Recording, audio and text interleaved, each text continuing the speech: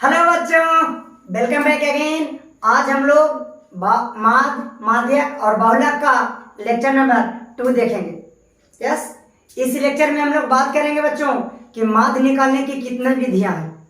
तो बच्चों, माध्य निकालने की 2 विधियां देख लीजिए। माध्य निकालने की विधियां, तो माध्य निकालने की हमारे पास 2 विधि है, जिसमें से एक उन आंकड़ों का माध्य निकालेंगे जो वर्गीकृत आंकड़ा है, वर्गीकृत आंकड़ों का माध्य, और दूसरा अवर्गीकृत आंकड़ों का माध्य।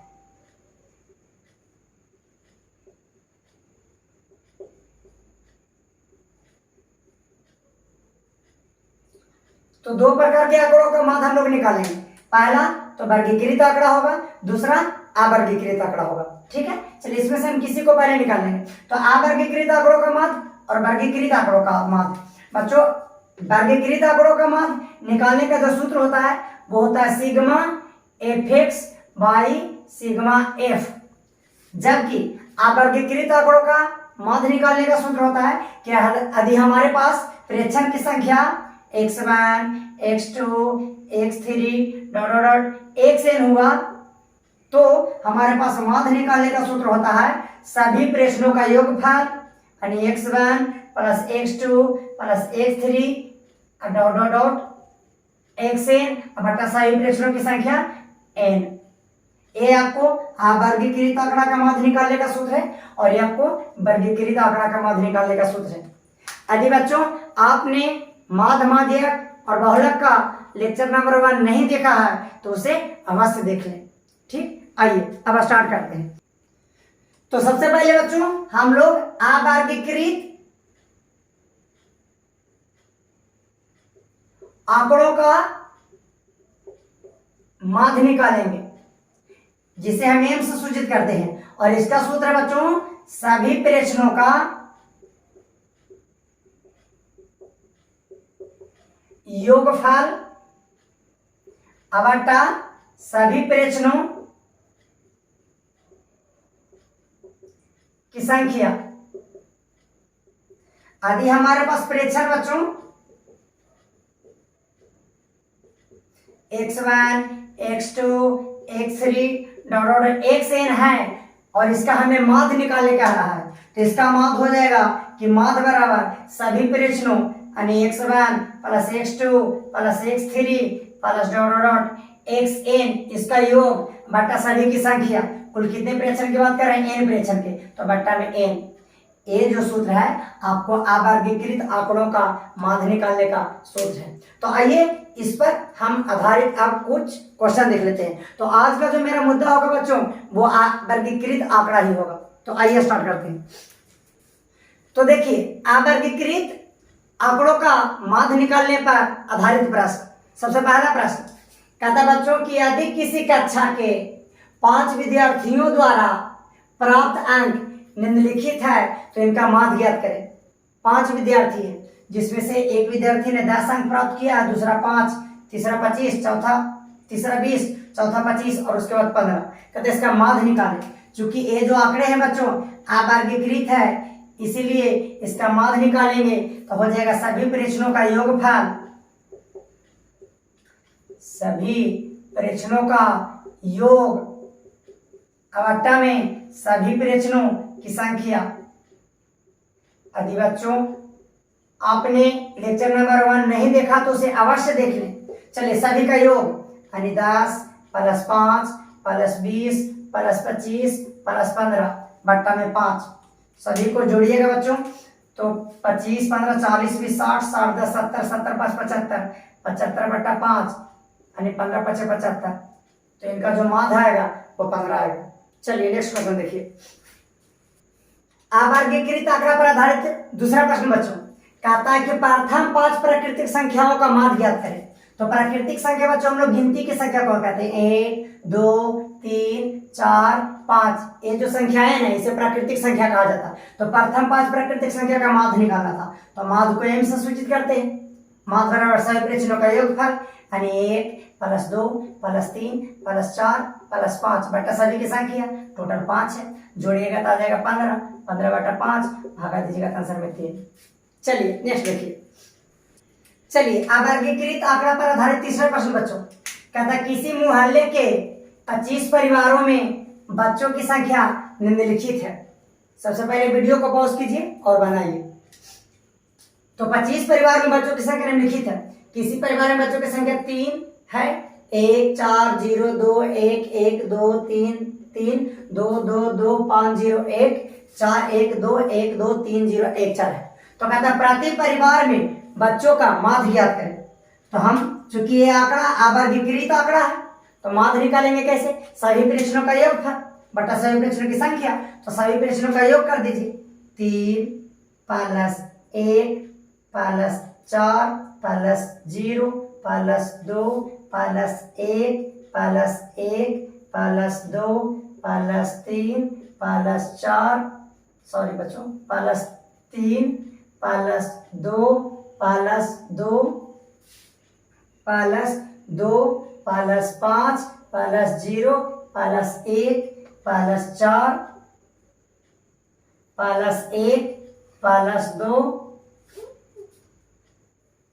Plus 1 plus 2 plus 3 plus 0 plus 1 और प्लस 4 बट्टा में बच्चों कुल कितने परिवार हैं? 25 परिवार। ठीक, चलिए अब सभी को ऐड कीजिएगा, जोड़ेंगे। 4 3 3 1 4 4 4 8 8 2 10 11 12 14 14 3 17 17 3 20 20 2 22 22 2 24 24 2 26 26 5 31 32 36 37 38 39 और 41 41 38 44 1 45 बच्चों। अब 45 45 49 1 50 तो सभी को जोड़ेंगे तो आ जाएगा 50। अब बट्टा में 25 तो भाग दे देंगे बच्चों तो आ जाएगा 2। चलिए नेक्स्ट देखिए। चलिए देखिए बच्चों क्वेश्चन नंबर 4 कहता है यदि 10 12 16 20 पी और 26 का मान 17 है तो पी का मान ज्ञात करें। हमारे पास ये बार माध्य दे दिया है कि इन सभी आंकड़ों का माध्य कितना है? 17। कौन कौन आंकड़ा दिया हो बच्चा? 10 12 16 20 पी और 26। इन आंकड़ों का माध्य 17 दे दिया है।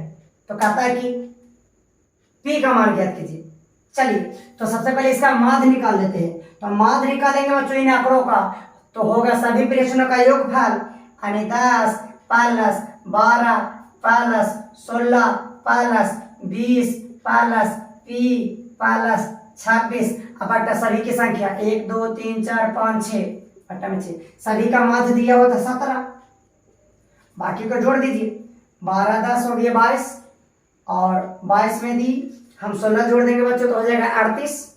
38 में अगर 20 जोड़ दें तो 58 और 58 में यदि हम 26 जोड़े तो 4 5 2 7 1 8 84 हो गया।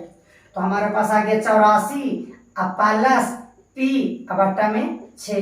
अब यहाँ से गुणा कर देंगे यहाँ से तो यह आ जाएगा 84 प्लस पी और क्रॉसिंग और गुना तो 17 6 का 2 तो 102 आ जाएगा। तो ऐसे अगर पी के मान निकालेंगे बच्चा तो 102 इस 84 प्लस में है उस माइनस में हो जाएगा 184। तो 102 में से यदि हम 84 घटा दे 102 में से 84 घटाएंगे बच्चों तो 2 में से घट गया 12 में से घटे तो 8 9 में से आ जाएगा 18। ठीक, नेक्स्ट क्वेश्चन देखिए। जैसे देखिए बच्चों अभी वाला क्वेश्चन को कैसे बनाया गया था। जैसे हमारे पास एक एग्जांपल है कि भाई 1 2 3 4 5 कहता है इसका माध्य निकालिए। तो अगर इसका माध्य निकालिएगा बच्चा तो सभी प्रेक्षणों का योगफल यानी 1 प्लस 2 प्लस 3 प्लस 4 प्लस 5 बट्टा सभी की संख्या 5 सबका जोड़िएगा तो 15 बटा 5 आ जाएगा कितना? 3। ठीक, इन सभी प्रेक्षणों का माध्य हमारे पास कितना? 3। अब क्या किया गया बच्चों यहां से 3 को हटा दिया गया है और यहाँ पे 3 को हटा के ना यहाँ पर कोई संख्या p लिख देंगे या x लिख देंगे। आप क्या कहता है कि इन प्रेक्षणों का माध्य 3 है तो p का मान ज्ञात कीजिए। तो अभी आप लोगों ने देखा बच्चों कि p को हमने किसके जगह लिखा था? 3 के जगह पर। देखिए क्वेश्चन कैसे बनाया गया कि इन सभी प्रेक्षणों का माध्य कितना 3 है, तो पी का मान निकालिए। तो बस कुछ नहीं करना, माध्य का फार्मूला लगा देंगे। तो सभी प्रेक्षणों का माध्य निकालेंगे तो सभी प्रेक्षणों का योगफल 1 + 2 + p + 4 + 5 बटा सभी की संख्या, टोटल 5 है। और इन सभी का माध्य कितना दिया हुआ 3, तो 1 प्लस इन दोनों का जो 5 4 9 9 3 12, तो 12 + p बटा 5 गुना कर देंगे बच्चों, तो ये जाएगा 12 + p, यहाँ से गुना कर देंगे 5 × 15, यहाँ से p का मान निकालेंगे तब 15, इधर का +12 है, इधर चला जाएगा तो -12, तो देखिए आ गया p का मान 3। तो इस तरह से क्वेश्चन बनाया जाता है। चलिए नेक्स्ट क्वेश्चन, चलिए देखिए बच्चों क्वेश्चन में क्या कहता है कि यदि 10 प्रेक्षणों का माध्य 20 है, हमारे पास इंफॉर्मेशन दिया है बच्चों कि 10 प्रेक्षणों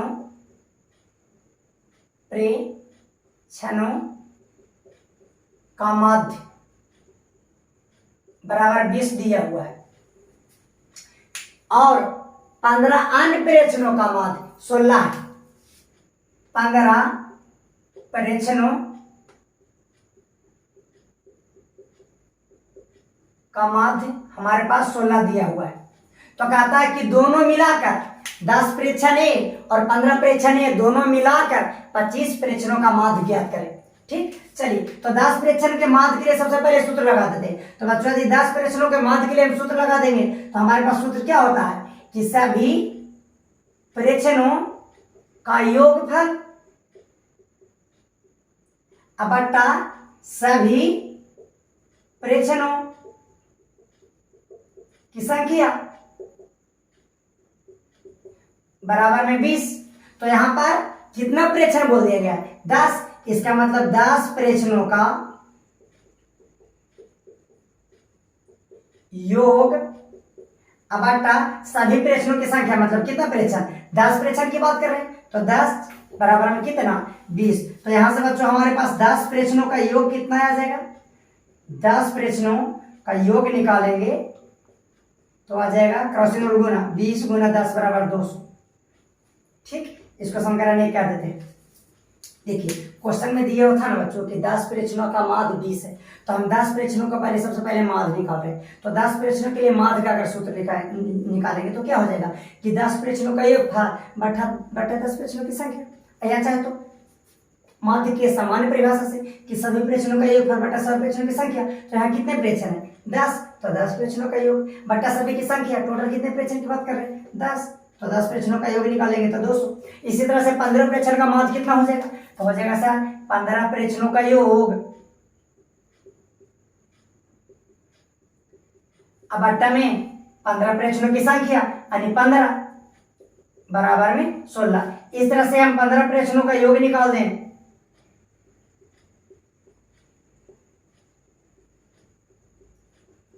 तो यहां से गुना हो जाएगा 15 × 16, तो 15 प्रेक्षणों का योग हमारे पास आ जाएगा बच्चों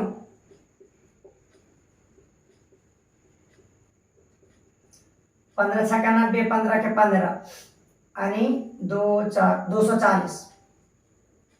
ये समझ में आया कैसे? देखिए 15 प्रेक्षणों का योग चाहिए, तो हम जानते हैं कि समांतर माध्य का सामान्य परिभाषा क्या है कि सभी प्रेक्षणों का योग। तो सभी प्रेक्षण मतलब यहाँ तो बोल ही दिया है कि 15 प्रेक्षण, तो 15 प्रेक्षणों का योग बट्टा सभी प्रेक्षणों की संख्या, तो यहाँ तो बोल ही रहा है कि 15 प्रेक्षण, तो बट्टा में 15 हो गया। बराबर में हम लिख सकते हैं कि 15 प्रेक्षणों का योग 15 × 16 = 240। अब बच्चों हमारे पास क्या कह रहा था कि 25 प्रेक्षणों का माध्य निकालिए, तो 10 प्रेक्षण का योग आया 200, 15 प्रेक्षण का योग आया 240। इस तरह से 15 प्रेक्षण और 10 प्रेक्षण दोनों को जोड़ेंगे तो दोनों का योग आ जाएगा। चलिए देखिए हम ऊपर वाला मिटा देते हैं। देखिए 25 प्रेक्षणों का माध्य, तो 25 प्रेक्षणों का माध्य निकालेंगे तो हो जाएगा क्या 25 प्रेक्षणों का योग फल बट्टा 25 प्रेक्षणों की संख्या, तो 25 तो बोल ही रहा है, तो 25 प्रेक्षणों का योग कैसे निकालें। तो देखिए 10 प्रेक्षणों का योग कितना है 200, अब 15 प्रेक्षणों का योग कितना है 240, तो 10 अब प्लस 15 मतलब 10 प्रेक्षण का योग प्लस 15 प्रेक्षण का योग बराबर में कितना हो जाएगा 200। अब प्लस में 240 यानी 25 प्रेक्षणों का योग हो जाएगा बच्चों 200 प्लस 240। तो 25 प्रेक्षणों का योग हो गया 200 में 240 जोड़ देंगे तो 440 बट्टा में कितना 25। बात समझ में आया। देखिए 10 प्रेक्षणों का योग आपके पास कितना है 200 और 15 प्रेक्षणों का योग कितना है 240। तो 10 प्रेक्षण यहाँ 15 प्रेक्षण यहाँ तो दोनों को जोड़ेंगे तो कितना हो गया 25 प्रेक्षण। तो 25 प्रेक्षण का योग आ गया बच्चों 440। अब आप इसे काट लीजिएगा। ठीक चलिए नेक्स्ट देखिए। चलिए देखिए बच्चों कहता है 13 प्रेक्षणों का माद 14 है और यदि प्रथम 7 प्रेक्षणों का माद 12 है और अंतिम 7 प्रेक्षणों का माद 16 है तो 7वां प्रेक्षण ज्ञात करें। तो मान लेते हैं सबसे पहले 13 प्रेक्षण। माना कि 13 प्रेक्षण क्रमशः x1 x2 x3 x4 x5 x6 नीचे से मान लेते हैं बच्चों ताकि एक ही लाइन में लिख सके। 13 प्रेक्षण मान लिए है कि x1 x2 x3 x4 x5 x6 x7 x8 x9 x10 x11 x12 and x13। हमने मान लिया कि ये सभी हमारे पास 13 प्रेक्षण है। तो बच्चों हमारे पास क्वेश्चन देखिए 3 बार बोला है 13 प्रेक्षण का पहले माद। तो पहले 13 प्रेक्षणों का माद हमारे पास दिया हुआ लिख लेंगे कि हमारे पास दिया है 13 प्रेक्षणों का माद। तो हमारे पास दिया हुआ 13 प्रेक्षणों का माद कितना 14। तो 13 प्रेक्षण के लिए यदि हम सूत्र लगा दें तो क्या हो जाएगा 13 प्रेक्षणों का योगफल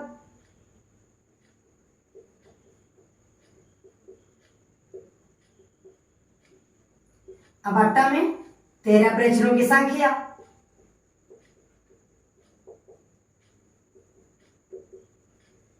बराबर में 14। अब क्या बच्चों यहां पर आपको हंसी नहीं आ रही है कि हम लिख रहे हैं 13 प्रेक्षणों की संख्या। यार यहाँ होता सभी प्रेक्षणों की संख्या होता तो यहाँ ऑलरेडी पहले से तो बोल ही रहा है कि 13 प्रेक्षण, इसलिए हम 13 प्रेक्षणों की संख्या ना लिखकर डायरेक्ट 13 ही लिख देते हैं कि 13 प्रेक्षण की तो बात कर रहे हैं। तो इस तरह से बच्चों 13 प्रेक्षणों का योग तो 13 प्रेक्षण देखिए कहां से लेकर x1 plus x2 plus x3 dot dot dot plus x13 का माध्य निकाल रहे हैं। अब बराबर में ये हो जाएगा आपको गुना 13 गुना 14।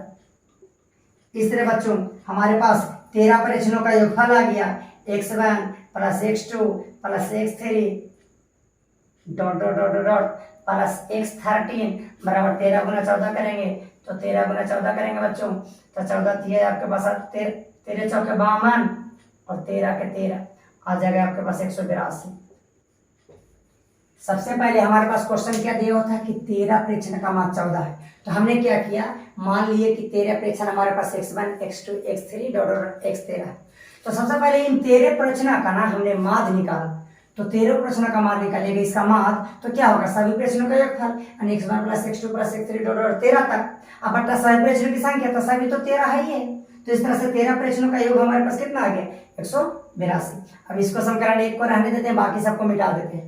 ठीक चलिए फिर से क्वेश्चन में क्या देखा दिया होता बच्चों क्वेश्चन को पढ़िए।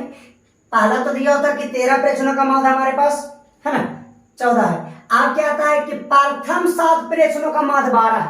प्रथम 7 प्रेक्षण मतलब 1 से लेके 7 तक x1 x2 x3 x4 x5 x5 x6 x7 मतलब प्रथम अगर इन 7 की बात करें तो इनका माध्य हमारे पास दे दिया गया था कितना 12। तो सबसे पहले इनका माध्य का सूत्र लगा दीजिए। तो माध्य का सूत्र लगा देंगे बच्चों तो 7 प्रेक्षणों का योगफल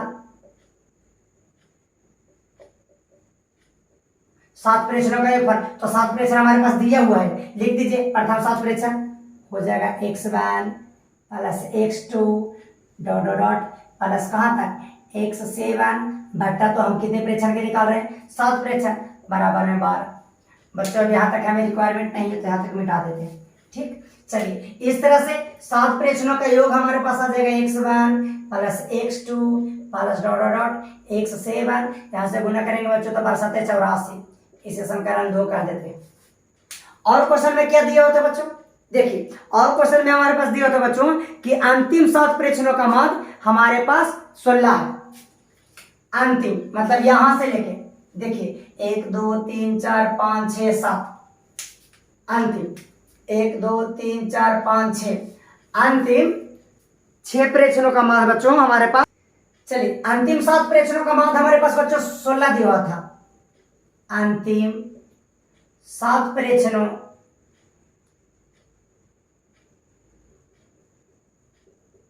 का माध्य हमारे पास 16 है। तो देखिए अगर हम यहां से जोड़ते हैं 1 2 3 4 5 6, तो 6 प्रेक्षण ही होता है। तो बच्चों इसका मतलब हमें अंतिम 7 प्रेक्षण के चाहिए, तो एक से 7 भी उसमें ऐड करना होगा। अब इन सभी का हम माध्य का सूत्र लगा देते हैं, तो सभी प्रेक्षणों का योगफल यानी x7 plus x8 plus dot dot dot कहाँ तक x13 तक बट्टा सभी प्रेक्षणों की संख्या लास्ट के 7 की बात कर रहे हैं, तो दिया हुआ था 16। इस तरह से बच्चों अब यहां से यदि हम निकाल लें तो x7 plus x8 plus dot dot x13 बराबर सभी का योगफल आ जाएगा 17 से 2 से 102। ठीक, चलिए यहां तक नोट कर लीजिए, उसके बाद हम मिटा देते हैं। चलिए नोट कीजिए।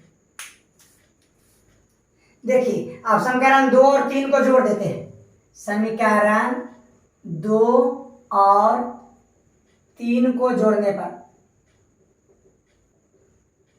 तो समीकरण 2 और 3 को अगर जोड़ दे बच्चों तो हम पाते हैं कि समीकरण हमारे पास 2 जो है x1 plus x2 dot dot dot plus में x1 है।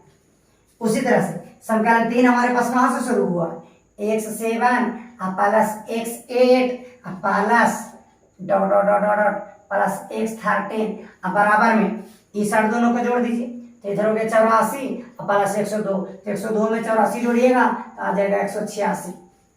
यस, अब इसे मिटा देते हैं बच्चों। अब ध्यान से देखिए, इसमें x7 2 को है, ये 1 से लेके 7 तक है, 7 से लेके 13 तक है, तो x7 तो 2 को है, तो इसको मिटा दे। तो यहाँ पर x1 plus x2 plus dot dot dot बच्चों x13 प्लस x7 लिख सकते हैं। कहने का मतलब 1 से लेके इसमें यहाँ तक 13 तक तो है ही है। क्यों है, क्योंकि यहाँ 1 से लेके यहाँ तक 7 तक है, और फिर 7 से लेके 13 तक है, तो x7 जो है ना इसमें 2 को है, तो हम कह सकते हैं कि यहाँ 1 से लेके 13 तक है। ठीक, तो इसमें देखिए x1 x2 dot dot dot 13 तक, मतलब इसमें एक 7 है और एक 7 को हमने बाहर निकाल दिया, बराबर 1 में 186। अब देखिए समीकरण 1 में, आप देखिए समीकरण 1 में 1 से लेकर 13 पदों का योग कितना है, 182। आप यहाँ पर लिख सकते हैं कि भाई हमारे पास समीकरण 1 से, तो 1 से लेकर 13 तक के बच्चों का योग हमारे पास 182 है, तो बच गया हमारे पास कौन प्रेक्षण, 7वां प्रेक्षण बराबर 186।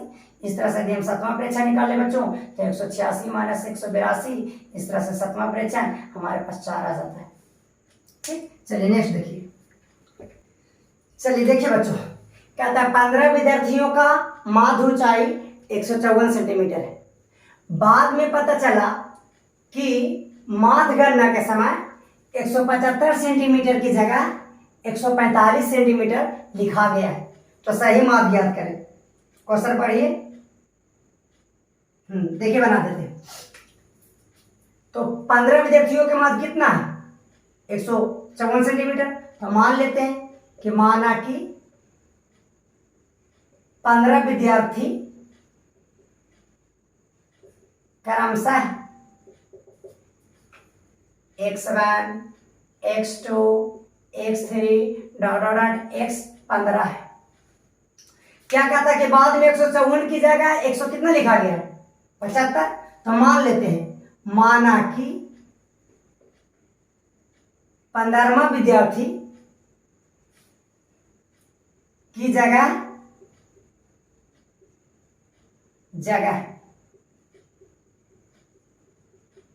गलत जगह 154 की जगह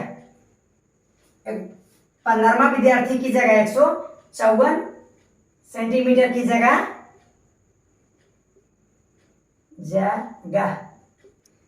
चलिए देखिए बच्चों, कहता है 15वां विद्यार्थी की जगह 154 की जगह कितना लिख दिया गया है? 175 सेंटीमीटर। तो सबसे पहले हम क्या करते हैं, 15 विद्यार्थियों के माध्य निकाल देते हैं। तो 15 विद्यार्थियों जो कि हमने x1 से लेकर 15 तक माना, उसका माध्य निकाल रहे हैं। तो 15 विद्यार्थियों के माध्य निकालेंगे बच्चों, तो हमारे पास हो जाएगा कितना? x1 plus x2 plus x3 dot dot dot plus में x15 बट्टा में कुल विद्यार्थी की संख्या, हम 15 का माध्य निकाल रहे हैं। तो 15 विद्यार्थियों का माध्य हमारे पास कितना दिया हुआ है? 154 दिया हुआ है। इस तरह से x1 plus x2 plus x3 plus में डॉट डॉट डॉट x14 और x15, ठीक, बटा में 15। बच्चों हम गलत माध्य की बात कर रहे हैं कि गलत माध्य कितना है। तो गलत माध्य में 15वां प्रेक्षण की जगह जो कि 154 लिखा जाना चाहिए था, कितना लिखा गया है? सॉरी, पता चला कि माध्य गणना के समय 175 की जगह कितना लिख दिया गया है? 145। तो बच्चों हम क्या कर रहे हैं, पहले गलत माध्य निकाल रहे हैं, 15 विद्यार्थियों के गलत माध्य। तो हमने क्या किया, पहला विद्यार्थी, दूसरा, तीसरा, 15, ठीक। तो यहाँ पर लिख दिए 14 प्लस 15। तो 15 विद्यार्थी के पहले हम गलत माध्य निकाल रहे हैं। तो ये बताइए 15 विद्यार्थी के गलत माध्य, तो 15वां विद्यार्थी का कितना लिख दिया गया गलती से? 175 की जगह कितना? 145। तो यह लिख देंगे, इसको क्रॉसिंग रूल गुना, जैसे ही क्रॉसिंग रूल गुना करोगे बच्चों तो इसको आ जाएगा 2310। यहाँ पर बच्चों हम लिख रहे हैं x1 plus x2 plus dot dot dot, यहाँ पर लिख दिए x14। चूंकि हम कौन मान निकाल रहे हैं? गलत मान। तो गलत मान लिखिए, 175 की जगह गलती से कितना लिखा गया है? 145। ठीक बच्चों, चलिए नोट कीजिए। चलिए अब बच्चों 15 विद्यार्थियों का सही माध्य निकाल रहे हैं। तो यदि हम सही माध्य निकालें तो हमारे पास सूत्र हो जाएगा क्या? सभी विद्यार्थियों का योगफल, यानी x1 plus x2 plus x3 dot dot dot x14 अब प्लस में x15 बटा में 15। यस, हम सही माध्य निकाल रहे हैं। तो बच्चों 175 की जगह गलती से कितना लिख दिया गया था? 145। अब हमारा सही कितना होना चाहिए था? 175। तो बस लिख दीजिए x1 plus x2 plus x3 plus dot dot dot x14। हमने क्या माना था कि 15वां प्रेक्षण की जगह जो भी हुआ है गलती है सही, इसी के जगह 175 लिखना था, 145 लिख दिया गया। तो अब सही माध्य निकाल रहे हैं, तो 15वां प्रेक्षण की जगह कितना लिखते तो सही होता? तो 175 लिखते तो सही होता, जो कि लिख दिए थे गलती से कितना? 145। देखिए हमने गलती से 145 लिखा था, तो ये गलत बात था। सही माध्य लिखने के लिए बच्चों 15वां की जगह कितना लिखना होगा? 175। अब बट्टा में 15। अब देखिए 1 से लेकर 14 तक का योग हम लोग निकाल चुके हैं बच्चों, ध्यान से देखिए। तो या हम निकाले ही नहीं, चलिए यहीं पे निकाल देते हैं। अब देखिए यहां से बच्चों यदि हम इसको मिटा देते हैं, यदि हम यहां से लेके x1 plus x2 plus dot dot dot x14 का योग निकाले बच्चों, तो इधर हो जाएगा 2310, इस साइड प्लस है तो इस साइड हो जाएगा माइनस 145। तो 2310 में से 145 घटा दीजिए, तो 10 में से 5 गया 5, ये हो गया आपके पास 10, 10 में से 4 गया 6, ये हो गया 2, ये आ गया 1, यानी 2165। तो ऊपर आ गया बच्चों 1 से लेकर 14 तक का योग हम लिख दिए कितना? 2165। अब प्लस 175 अब बट्टा में 15। ठीक, चलिए मिटा देते हैं। यहां से हमने क्या किया, यहां से 1 से लेकर 14 तक का योग निकाल दिया, तो ये प्लस था तो इस साइड हो गया माइनस। उसके बाद 1 से लेकर 14 तक का योग को हम यहाँ पर रख दिए कितना? या 2165।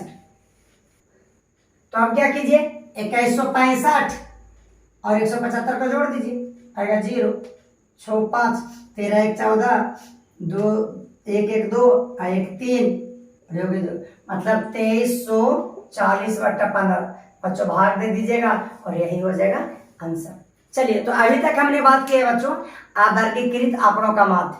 कल हम लोग बात करेंगे, नेक्स्ट लेक्चर में हम लोग बात करेंगे वर्गीकृत आंकड़ों का माध्य। तब तक के लिए बच्चों बाय, जय हिंद, जय भारत।